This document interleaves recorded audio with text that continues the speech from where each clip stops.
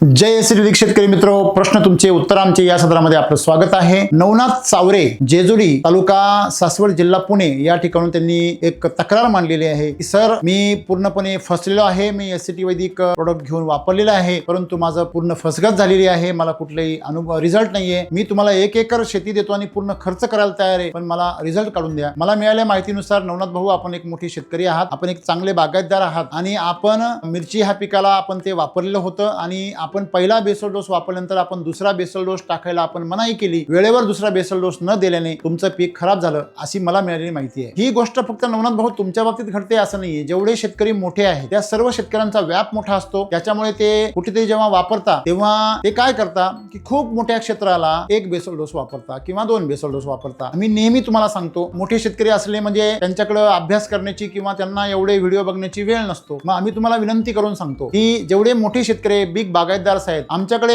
छोटा शेतकरी समजा भास्कर जाधवांसारखा शेतकरी 30 गुंठ्यामध्ये आज 60 लाख रुपये कमवतो। तुम्हाला 30 एकर मध्ये सुद्धा 60 लाख रुपये मिळत नसतील, तर हे फार मोठं दुर्दैव आहे। आणि म्हणून आपण एक लक्षात ठेवलं पाहिजे, पैसे जास्त शेतामध्ये जास्त पैसे कमवण्यासाठी खूप शेती असणं गरजेचं नाहीये। तुमची शेती खूप चांगली असणं गरजेचं आहे। तुम्हाला आम्ही एकच विनंती करू की तुम्ही 1 एकरला 1 बेसल डोस टाकण्याच्या ऐवजी तुम्ही 10 गुंठ्याला तुम्ही 4 बेसल डोस टाका।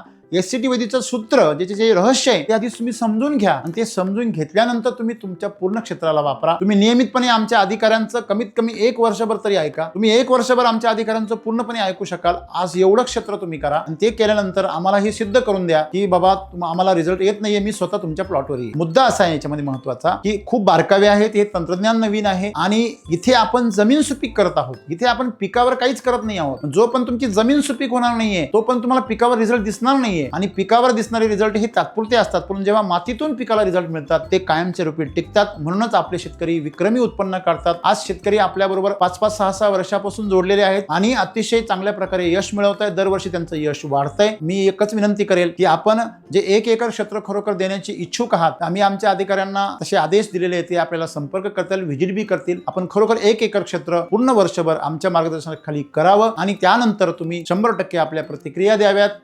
मी तुमच्या प्रतिक्रियांचं अभिनंदन करेल आणि स्वतः व्हिजिट पण करेल। धन्यवाद।